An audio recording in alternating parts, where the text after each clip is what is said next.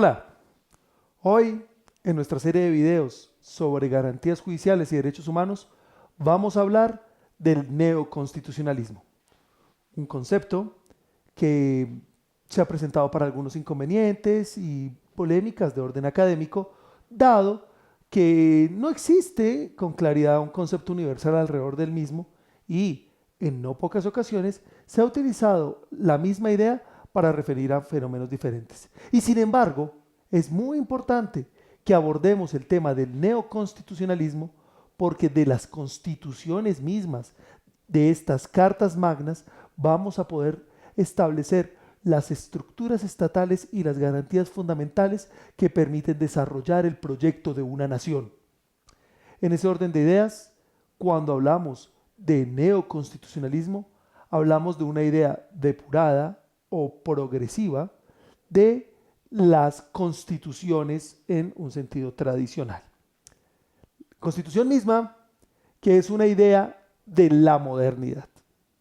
No en vano, la Revolución Francesa en 1789 corona y materializa sus proyectos en la Constitución de la Première République Française, en la Constitución de la Primera República de 1793. Ahora bien, estas constituciones, como bien nos lo menciona el artículo 16 de la Declaración Universal de los Derechos del Hombre y del Ciudadano de la mencionada Revolución Francesa, tienen una característica fundamental. Nos dice este artículo 16 que solo tienen constitución los estados que se dotan de derechos fundamentales y división de poderes, o lo que es lo mismo, un marco dogmático en el que se establecen estos derechos y un marco orgánico que nos va a mostrar la estructura de las instituciones del poder.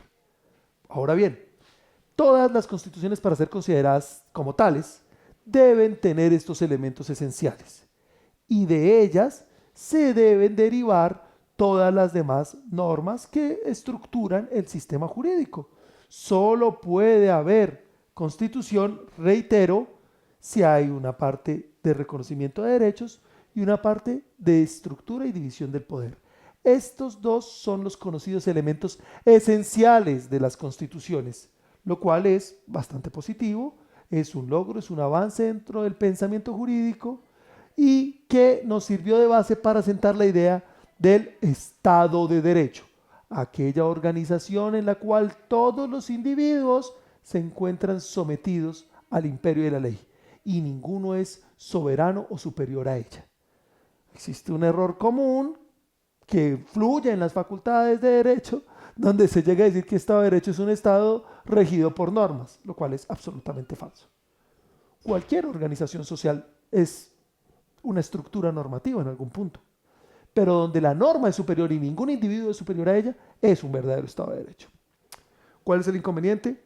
Que este Estado de Derecho es una estructura neutra axiológicamente. En ella, siempre que se respete el procedimiento formal que nos enseñan los positivistas, todo cabe. Cabe lo bueno, cabe lo malo. Por eso era ley el Estatuto de Seguridad en Colombia, en vigencia de la Constitución del 86, porque era el procedimiento formal para crear una ley que autorizaba crímenes como las torturas o las detenciones sin orden judicial. Por eso era ley en el Estado de Derecho el apartheid en Sudáfrica. Por eso era ley y era Estado de Derecho la segregación racial. Por eso era ley y Estado de Derecho la exclusión y los guetos en la Alemania nazi. Porque la norma fue producida respecto de los criterios normativos formales, es decir, que sean producidas por el órgano competente conforme el trámite establecido. Si el Parlamento crea un estado de excepción o si el Führer declara la disolución del mismo bajo la amenaza invisible de un invasor externo, es válido, sin importar lo que diga la misma norma. Este constitucionalismo decimonónico, moderno o premoderno, básico del Estado de Derecho, fue insuficiente para relacionarnos y satisfacer las exigencias sociales y humanas. Como una respuesta a este, es que hemos repensado e intentado superar la idea de la Constitución en un sentido básico de meros elementos esenciales y se plantea el proyecto ideológico intelectual del neoconstitucionalismo, proyecto que parte de 3 grandes características. Nos enseña el profesor Miguel Carbonell que las cartas neoconstitucionales hechas con posterioridad a la Segunda Guerra Mundial, en el caso europeo, la Constitución de Bonn en la Alemania, la Constitución italiana, la Constitución española, la salida del fascismo, la Constitución francesa, cuando finaliza el régimen de Vichy, la ocupación nazi, y bueno, posteriormente la Constitución del 56 del general Charles de Gaulle, son nuevos textos constitucionales, neoconstitucionales, y tienen una pretensión extra. Caso que en Latinoamérica nos llegará con la decolonización de la Guerra Fría. El continente o el subcontinente latinoamericano sufrió como pocos la Guerra Fría. Fue como patio de combate entre otras potencias que se establecieron acá dictaduras militares, subversión, escuadrones paramilitares, políticas de represión, de censura, de persecución de líderes políticos, para favorecer la balanza de los norteamericanos o de los soviéticos. Los crímenes que se vivieron con ocasión y promoción de la Guerra Fría fueron hechos al amparo de estos estados de derecho básicos y formales, como el mencionado Estatuto de Seguridad. Y cuando logramos en algún punto, si bien imperfecto, salir de ese fenómeno, tuvimos una nueva oleada de constituciones, del 88 en Brasil, del 91 en Colombia, en un acto de soberanía popular directa del fenómeno de la séptima papeleta, del 93 en Perú, posteriormente unos fenómenos de reconocimiento autóctono, como el caso ecuatoriano, el caso boliviano, las reformas constitucionales en Argentina, para incluir, entre otros fenómenos, la revocatoria de las leyes de punto final y de amnistía absoluta a los criminales de la dictadura, condenados por genocidio en cárceles comunes. Y este nuevo constitucionalismo universal y latinoamericano incluye 3 características que bien nos enseña el profesor Miguel Carbonell. La primera, en un contexto con lo que veníamos explicando sobre los nuevos textos, ya que se trata de toda una oleada de cartas magnas realizadas con ocasión de fenómenos transicionales como el fin de la guerra o el fin de las dictaduras.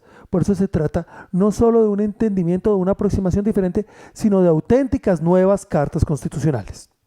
La segunda característica es el nuevo enfoque teórico con el que se hace el acercamiento y la aproximación.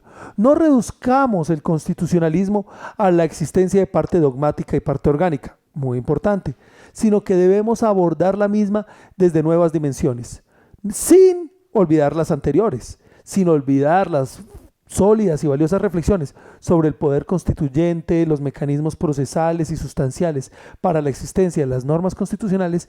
Debemos ahora abordar nuevos elementos de la misma, en particular sus condiciones de interpretación y de argumentación. Como un tercer aspecto, finalmente, destacan los académicos que han abordado la materia el evidente activismo judicial. Este neoconstitucionalismo no se daría con la sola modificación de las cartas constitucionales, sino que debe darse a través de los procesos judiciales. Sin la tutela judicial efectiva de grandes fallos, de nada nos hubiese servido la Constitución del 91. Fallos tan sensibles como la crisis de derechos humanos en las cárceles, el abandono de millones de compatriotas en el desplazamiento forzado, la crisis de la salud, el fraude masivo con el que muchas personas perdieron su vivienda a través de la estafa del UPAC, fueron situaciones abordadas gracias a, no digamos un activismo judicial en el sentido subjetivo, sino de poderes judiciales que permiten responder a las reclamaciones sociales. Y esas son las características que han dejado en evidencia un fenómeno de lo que se llamó neoconstitucionalismo o una versión progresiva del constitucionalismo, lo que también definía muy acertadamente el profesor Carlos López Cadena como el paradigma constitucional o lo que es la Constitución en el Estado Social de Derecho. Pues bien, el fenómeno del neoconstitucionalismo que veníamos explicando implica, y como consecuencia del mismo, trae lo que definiese el profesor Paolo Comanducci como la constitucionalización del derecho, una consecuencia de la implementación de ese dogma neoconstitucional en el Estado Social de Derecho. Será, por lo tanto, que hemos constitucionalizado el derecho, por ruptura de la idea tradicional del derecho legalista. No será entonces la ley la fuente prioritaria del derecho, sino será la Constitución. De ella derivaremos la ley, los decretos, los actos administrativos específicos, las resoluciones, los reglamentos, los contratos y en general todas las formas de convivencia ciudadana. El profesor Comanducci plantea que son 7 las grandes características que permiten todas en su conjunto valorar la existencia o no de una constitucionalización del derecho, las cuales son, a saber, la rigidez constitucional, la garantía jurisdiccional de los mandatos superiores, la fuerza vinculante de la Carta Magna, la sobreinterpretación de los derechos contenidos en la misma, la aplicación directa de las normas supremas o constitucionales, la interpretación conforme a las leyes y finalmente como séptima, la influencia de las relaciones sociales. Respecto de la primera característica, la rigidez constitucional, debemos insistir que era a la que se refería el autor Bryce sobre la distinción entre constituciones rígidas y flexibles. Una constitución será más rígida mientras más difícil sea su procedimiento de reforma y será más flexible mientras el mismo sea lo más sencillo. Claro que un elemento natural de las constituciones es que las mismas sean rígidas. Sin rigidez no hay supremacía constitucional. Si es igual de fácil hacer una ley de la República que una reforma constitucional, estarán al mismo nivel en el sentido práctico. Por lo tanto, este elemento natural, que lo entenderemos implícito en las constituciones, nos permite garantizar la supremacía de las mismas. Hay muchos mecanismos de rigidez. La rigidez procedimental, que establece trámites más agravados, más exigentes en sesiones, tiempo de debate, número de votos para las reformas constitucionales que para las demás normas. Un segundo elemento o forma de la rigidez va a ser el del límite lógico. Un límite lógico quiere decir que no puede reformarse el procedimiento de reforma. Al menos en el procedimiento de reforma, como el mismo no puede ser modificado, porque estaría usted modificando el modificante, sería una contradicción lógica, pues encontramos otro elemento de la rigidez. Y finalmente también hay rigideces explícitas, límites claros dentro de la Constitución misma. Las famosas cláusulas pétreas. Por ejemplo, en Alemania, los derechos fundamentales no son modificables. La forma republicana no lo es en la Constitución italiana. Así que tenemos auténticas cláusulas inmodificables. En algunos casos, como el caso colombiano, vamos a tener ideas, no cláusulas inmodificables. Son elementos transversales que definen la idea misma de Constitución y que no pueden ser modificados. Son riesgo de, en vez de reformar la Constitución, sustituirla. La teoría de la sustitución de la Constitución nos permite evaluar que no todo es posible dentro de una reforma constitucional. Y esta es una garantía de rigidez y por lo tanto de constitucionalización de todo el derecho, incluso del trámite constitucional. Pero debemos insistir una cosa, la flexibilidad también es importante dentro de las constituciones. Si la constitución es absoluta o demasiado rígida, no va a permitir que la misma se adapte a los cambios sociales o a las exigencias políticas, y en vez de reformarla, ajustarla o acomodarla, va a existir la tentación de revocarla. La flexibilidad también es una herramienta para garantizar mecanismos de supervivencia de la Constitución misma. De esa dualidad entre rigidez y flexibilidad podremos encontrar el punto adecuado del equilibrio para la permanencia, la estabilidad y la adaptabilidad de la Constitución como un elemento natural de la misma. Muy bien. El segundo elemento es la garantía jurisdiccional. Planteaba Charles Eastman que de nada sirve, esto es evidente, tener una norma sin un mecanismo que garantice su incumplimiento. Lo que se llama tutela judicial efectiva. No tiene que ver, no es lo mismo, más bien no es un sinónimo de la acción de tutela. Se trata de que los derechos, que las garantías civiles, ciudadanas, orgánicas, dogmáticas que establezcamos, tienen que garantizarse por mecanismos judiciales. No son meramente declarativos. Si se desacata un mandato supremo, tienen que existir mecanismos para que se castigue, se sancione, y recordemos que en derecho sanción es premio y castigo, el desacato de los mandatos constitucionales. Si se ordena proteger a los menores, pues tiene que haber mecanismos para sancionar la omisión de atención a los mismos en estado de vulnerabilidad por parte del ICBF. Sino, ¿para qué tenemos esos derechos? Esta tutela judicial efectiva es la garantía de existencia jurisdiccional para que sean reales los mandatos de la Constitución.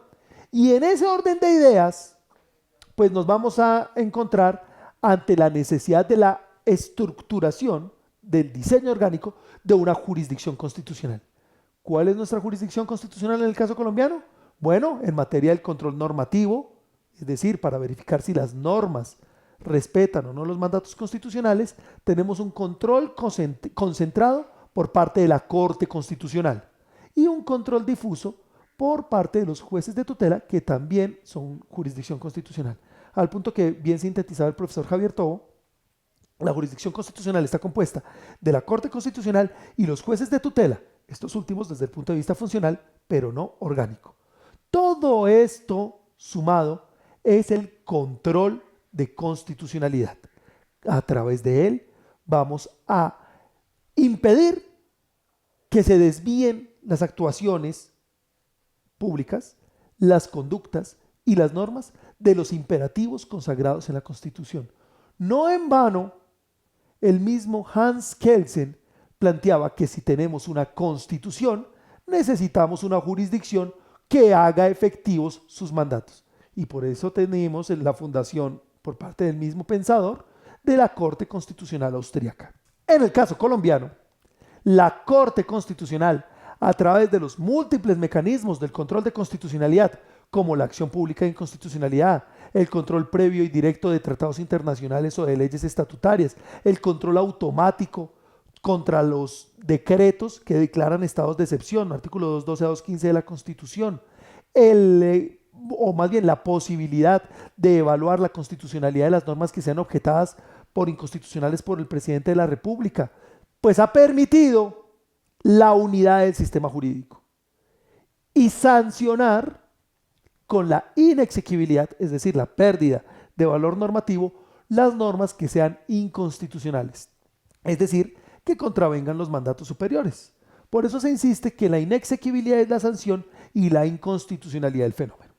Pero no solo eso, también el control sobre conductas ha permitido, a través de las conocidas acciones de tutela popular, de cumplimiento, de grupo, amparar efectivamente los derechos. De nada nos sirve declarar el derecho ambiental si no tenemos efectivas acciones populares para condenar, como en el caso del páramo de Pisba, que se autorizaran explotaciones mineras en un perjuicio ambiental irremediable. De nada sirve el derecho a la libertad sin una acción como el habeas corpus para liberar a quien es privado injustamente de la libertad en un proceso extremadamente eficiente. Y compartamos una impresión personal: la cantidad de fallos de tutela miden nuestra incapacidad como sociedad para proteger los derechos, pero al mismo tiempo miden la necesidad de reivindicación de los mismos. Cada condena en una acción constitucional es una sanción efectiva en reivindicación de un derecho fundamental. Y en ese orden de ideas es que celebramos esos espacios, los proponemos e insistimos que no se trata de un gobierno de los jueces, sino se trata de un empoderamiento ciudadano para la efectiva reivindicación de los derechos a través de estos mecanismos que son diseñados como una etapa superior del constitucionalismo y en los cuales se empodera a cada uno de nosotros como agentes públicos y democráticos. Continuando con los elementos de la constitucionalización del derecho como una consecuencia del advenimiento del neoconstitucionalismo, vamos a hablar de la fuerza vinculante de la Constitución y su sobreinterpretación, como lo definiese el profesor Pablo Comanducci. La fuerza vinculante realmente hace referencia a varios fenómenos. De un lado, la vocación de implementación de los mandatos constitucionales. Es decir, que vamos a separar la vieja idea de la Constitución como un acto meramente político para aceptar el fenómeno contemporáneo según el cual las constituciones son actos jurídicos y políticos a la vez. En ese orden de ideas, Que las constituciones sean vinculantes implica una reivindicación de la idea según la cual las mismas son auténticas normas jurídicas. Muy bien, pero el fenómeno no se restringe a eso. Para que sea efectivamente vinculante esta constitución, requerimos que la misma tenga aplicación en sus interpretaciones. Por eso este fenómeno, que parecería fútil o evidente, ha adquirido una gran dimensión a través de la mutación de la interpretación del artículo 230 de la Constitución, que cambió nuestras fuentes del derecho. La versión original del artículo 230, vigente y que no ha sido cambiada en su texto, pero sí fue cambiada en su contenido con el paso del tiempo, nos establecía que las fuentes del derecho formales eran la ley y la Constitución, y que la jurisprudencia, la costumbre, los principios generales del derecho, la doctrina, la equidad, eran criterios auxiliares y no formales directos del derecho, planteándolo en coherencia con nuestra forma de entender el sistema jurídico, en tanto que se trata de una estructura jurídica de corte romano-germánico, de derecho legislado, impreso, positivo o de civil law, en contraposición del derecho consuetudinario hecho a través de fallos, típico de la tradición anglosajona. Bueno, pero ¿por qué toda esta explicación? Porque con el advenimiento del constitucionalismo, o del paradigma constitucional mencionábamos, todo es, digamos, parte del marco de la misma idea, implementamos la idea del valor vinculante del precedente. ¿Qué significa esto? Que no solo es fuente de derecho la norma positiva, sino que además es fuente de derecho la interpretación que a la misma se le ha dado. Los precedentes en Colombia, más allá de cómo sea la literalidad del texto del 230, son vinculantes y obligatorios. ¿Cómo? Pues bueno, derivados ya no del 230, sino del 29 y 13. Los derechos fundamentales a la igualdad y al debido proceso implican que una situación igual tiene que ser tratada de un caso igual. Y no genera esto un extenso poder a los jueces, porque el valor vinculante de la jurisprudencia, antes, en vez de dar demasiados poderes a la jurisdicción, lo que hace es limitarlo. Si un juez toma una decisión hoy en un sentido y se ve obligado a mantenerla en el futuro, estamos limitando su discrecionalidad y arbitrariedad. Ahora bien, que los precedentes sean obligatorios no quita que bajo determinadas circunstancias podamos apartarnos a los mismos, pero siempre respetando la carga argumentativa. Es decir, que hay que plantear las razones por las cuales se aparta uno del precedente. Bien puede ser porque hay una multiplicidad de fallos, porque la norma cambió después de que se dio origen a ese precedente, porque hay un cambio social tan grande y tan evidente que ya ese precedente no responde a nuestras inquietudes, o porque simplemente la misma corporación, en el caso de un precedente horizontal, ha considerado que hay que reevaluar y modificar los precedentes. Es el caso del Consejo de Estado, cuando a través de sentencias de unificación ha replanteado su misma postura decisoria en temas como las liquidaciones de perjuicios morales, donde antes se establecían una multiplicidad de factores, daño psicológico, fisiológico, sexual, a la vida de relación, y muchos fueron subsumidos en una sola categoría, que es el daño a la salud. Y otros son los casos, por ejemplo, de reevaluación de algunas decisiones polémicas o imperfectas, como que se reconociera después de la celebración irregular de un contrato la indemnización de los mismos por la famosa teoría de los hechos causados, que ya no es aplicable a través de la revocatoria vía precedente del Consejo de Estado. Insistimos, los precedentes son obligatorios y traducen la fuerza vinculante de la Constitución. Por los mismos es que podemos unificar el sistema a nivel nacional, podemos garantizar el respeto de las interpretaciones y podemos hacer entonces que las interpretaciones y los alcances de los contenidos de los mandatos constitucionales que definimos sean efectivos. De nada nos sirven garantías jurisdiccionales si los contenidos, si las interpretaciones y los aspectos sustanciales no se traducen de la misma manera para todos. A eso es que tenemos que llegar con este punto. Ahora bien, el siguiente aspecto es la mencionada por Paolo Comanducci como sobreinterpretación de los derechos. Pues bien, en primer lugar, no consideramos que se trate de una sobreinterpretación. La sobreinterpretación hace referencia a estar en el borde de la tergiversación, de la extensión de las competencias del fallador.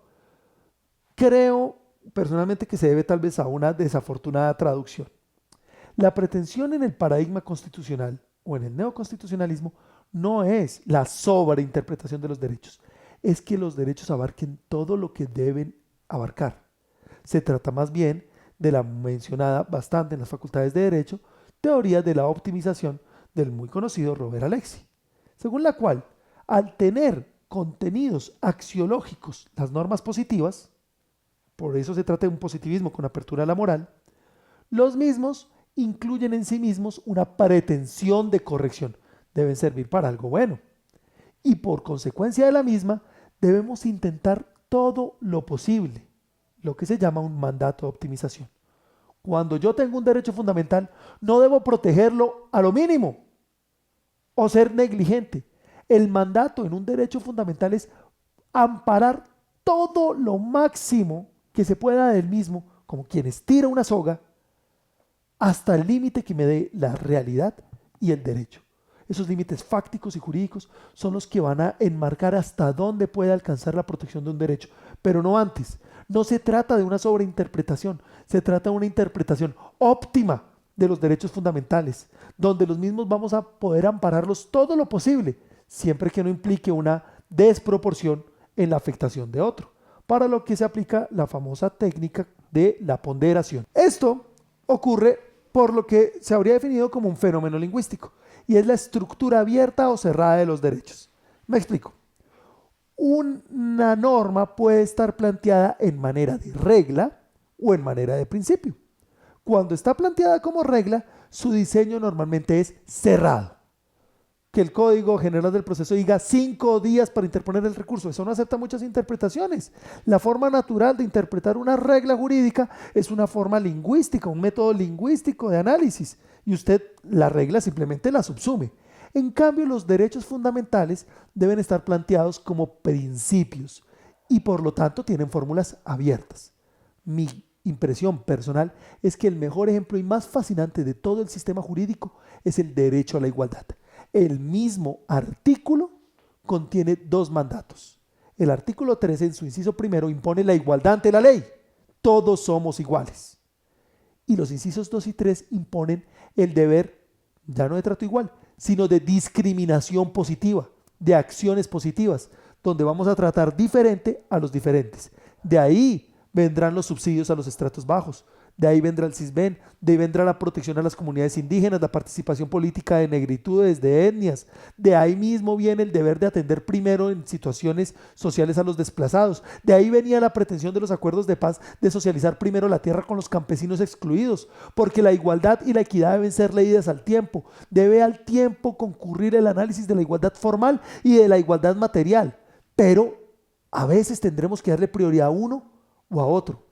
Esto, como se evidencia, es un mandato claramente abierto y en el caso concreto tendremos que interpretarlo. Esto ya no se soluciona con una simple interpretación literal. Si yo debo dar trato igual entre iguales o diferente entre diferentes para respetar el mandato a la igualdad, por ejemplo, si debo darle prioridad en una empresa a alguien por razones de raza o por razones de género, implica una interpretación mucho más compleja, mucho más sofisticada. Entonces no es una sobreinterpretación, es una interpretación compleja la que se nos da en los derechos fundamentales. Y de ahí que necesitemos el uso integral de herramientas argumentativas para que confluyan los elementos que nos enseñaba el profesor Atienza, lógicos, materiales y dialécticos de la argumentación para desarrollar los métodos de interpretación lingüístico, gramatical, sistemático, histórico, finalista. Y nuestra mayor finalidad, la mayor protección posible de los derechos fundamentales. Esa es la razón de ser de todo este marco normativo. Muy bien. Los otros elementos que caracterizan la constitucionalización del derecho son la aplicación directa de la Constitución, la interpretación conforme a las leyes y la influencia de la Constitución o de la Carta Magna dentro de las relaciones jurídicas, dirá el texto del profesor Comanducci. Respecto de la aplicación directa de la Constitución, debemos mencionar varios aspectos. En primer lugar, lo que pretende el neoconstitucionalismo o el paradigma constitucional es la ruptura de una tradición histórica en los sistemas jurídicos, y es que las constituciones eran meros actos políticos y no actos también jurídicos, lo que hacía que en ellos se hicieran grandes acuerdos, grandes pactos, pero para aplicar los mandatos constitucionales se requiriese de una ley que regulara la materia. No es así el caso. En este momento podemos aplicar directamente y sin necesidad de intermediación de una ley los mandatos constitucionales. En Colombia nos demoramos 15 años para expedir la ley estatutaria del habeas data. ¿Quiere decir que no hubo protección por la información financiera o privada en las bases de datos de los ciudadanos? Pues no es así, porque podemos aplicar directamente los mandatos constitucionales. Combinando esto con la anterior característica que mencionábamos de la interpretación extensiva e integral de los derechos, podemos ver que se dinamiza exponencialmente el sistema de derecho. Es que esto debemos leerlo en conjunto, que exista una garantía de control de constitucionalidad que genera precedentes con una interpretación extensiva a través de la aplicación directa de los mandatos constitucionales, hace que la vida dinámica de la sociedad viva en la Constitución. Me explicaba uno de los mejores juristas que tiene el departamento y hoy juez de la República, es que si uno ve, la gente prefiere, en vez de hacer fila detrás de un político, demandar en acción popular, porque siente que tiene el derecho, y esto es parte del empoderamiento que la Constitución como ilusión, como proyecto genera en los ciudadanos. Planteamos constituciones en el caso latinoamericano como una expectativa de cambio y de empoderamiento. No es que si por favor nos dan, es que tenemos el derecho a alcantarillado, a alumbrado público, a escuelas, a una vida digna. Y de eso se trata, que podamos aplicarlo directamente, aún si no pasa por un acto del Congreso de la República. Más en nuestro contexto de desconfianza de las instituciones políticas y en particular el descalabro que ha sido el ejercicio del Congreso. En Colombia, mientras se debatía el caso de desplazamiento forzado que se concretase en la sentencia T025-2004, se estaba votando si poníamos o no al caballo de paso fino como el caballo nacional. Y si esas son las prioridades, la intervención directa por parte de las jurisdicciones constitucionales en materia de protección de los derechos fundamentales de los ciudadanos es más que evidente. En ese orden de ideas, que podamos aplicar directamente la Constitución sin necesidad de una regulación intermedia, ha empoderado y dinamizado el fenómeno, que nos lleva necesariamente a un segundo aspecto, lo que llamaría la doctrina la interpretación conforme a las leyes.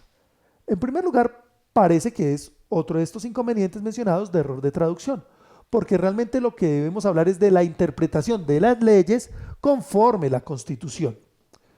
¿Cómo es este fenómeno? Bueno, en primer lugar, no lo debemos restringir a las leyes, debemos aplicarlo a todas las normas. Leyes, reglamentos, contratos deben ser interpretados y aplicados para ser considerados jurídicos conforme a la Constitución. Y un primer ejemplo. En Colombia, en la versión original del Código Civil aprobado por la Ley 57 del 887, la mujer no tenía capacidad. Era un incapaz relativo que solo podía contratar a través del padre o del marido una vez casada. El no tener capacidad era una forma frontal de exclusión y de segregación. Al no poder ser capaz, no podía contratar, y el no contratar lo excluye a uno de todas las dinámicas sociales. El trabajo, el estudio, el matrimonio son contratos, y si no podía hacerlos, queda excluida de todas las dinámicas sociales. En ese orden de ideas, muchos apartes del Código Civil siguen vigentes al mencionar a la capacidad solo para los hombres. Pero si yo voy a aplicar esa ley, en este momento sería una ley evidentemente inconstitucional. No hay forma que yo la aplique y que la ley siga vigente. Bueno, pues la Corte y los tribunales constitucionales se encuentran acá ante un predicamento. Y es que, en primer lugar, como legislador negativo que es, la Corte Constitucional debería entonces declarar inexequible y excluir del sistema jurídico esta norma. Pero nos quedamos sin normas. Y debe haber un principio de conservación del derecho para que el sistema siga andando, para no traumatizar el mismo. Por lo tanto, vamos a dejar la norma viva en respeto del principio de conservación del derecho, pero vamos a condicionar su supervivencia a que la ley sea interpretada conforme a la Constitución y por lo tanto se declara una constitucionalidad condicionada. Por ejemplo, en cada parte que se diga hombre debe entenderse hombre y mujer por igual. Ese fenómeno de la interpretación de las leyes conforme a la Constitución permite dinamizarlas, adaptarlas, actualizarlas sin destruir el sistema jurídico. Bueno, pues lo mismo pasará con normas de inferior jerarquía. En otros sistemas de constituciones meramente formales se tenían espacios vedados al derecho, como decir que en determinados espacios castrenses la Constitución no aplicaba, o en determinados conventos, o en los colegios. Ese fenómeno de zonas de exclusión del derecho es absolutamente dañino. No era por el mensaje del cabello largo que era importante toda la línea jurisprudencial de libre desarrollo de la personalidad, es porque se trataba de imponer la Constitución como norma por encima, como lo es jerárquicamente, de normas de inferior jerarquía como los reglamentos estudiantiles. Y el reglamento estudiantil, el contrato interpartes, la alienación de derechos con una entidad financiera o un estatuto de propiedad horizontal de un conjunto son normas, pero solo pueden existir si son constitucionales. Por eso uno de los proyectos fundamentales de un tribunal constitucional es desarrollar e imponer el pensamiento para que irradie todo el sistema jurídico. De este principio de irradiación y de interpretación conforme a la Constitución es que existe una de las grandes características que nos permiten evidenciar la constitucionalización del derecho. Ahora bien, como lo podemos ver, todas estas son características que se han tenido en algún momento de la historia dentro de las diferentes constituciones y estructuras jurídicas. Lo que invita a analizarse en el fenómeno de la constitucionalización del derecho es la concurrencia de todos estos elementos dentro de un sistema jurídico al tiempo. Y me reitero e insisto en la rigidez constitucional como procedimientos agravados de reforma, en la existencia de un control de constitucionalidad para que haya una tutela judicial efectiva de los mandatos constitucionales, en la fuerza vinculante de la Constitución y de los precedentes que se derivan de la misma, en la existencia de una interpretación integral y extensiva de los mandatos para que se apliquen directamente sin necesidad de normas que los regulen a través de un poder extensivo de irradiación del sistema que hace que todas las normas deban ser interpretadas conforme a la Constitución. Todos estos elementos en conjunto nos llevan a la gran conclusión 7, que es cómo las constituciones se han vuelto un eje central de las relaciones jurídicas, pero además sociales y políticas. Bien nos enseñaba el magistrado Sierra Porto. Hoy hay más marchas ante la Corte Constitucional que ante el Congreso de la República. No está mal hacer a un tribunal constitucional un actor neurálgico dentro de una democracia, dentro de los factores políticos. Ese fenómeno nos ha garantizado que las constituciones brillen, sobresalgan. Por eso hemos tenido fallos tan trascendentales como la protección de los despojados por el UPAC, de las víctimas de la violencia, de los desplazados, de los segregados. Ha habido una materialización de los derechos fundamentales a través del ejercicio de la constitucionalización del derecho y por lo tanto hemos logrado una reivindicación de la dignidad humana.